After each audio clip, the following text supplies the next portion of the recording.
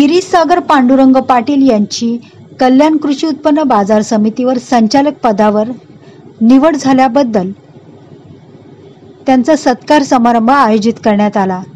दिनांक 5 जुलै रोजी गोविंदवाडी कल्याणपूर्व बाजार समिती येथे बँक्वेट हॉलमध्ये आयोजित करण्यात आले।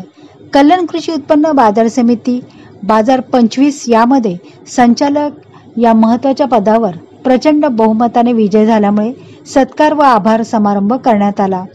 त्यांच्या राजकीय योगदानासाठी, सामाजिक कार्याबद्दल कृतज्ञता व्यक्त करण्यासाठी स्नेही कार्यकर्ते, पदाधिकारी व नागरिकांच्या उपस्थितीत कार्यक्रम पार पडला।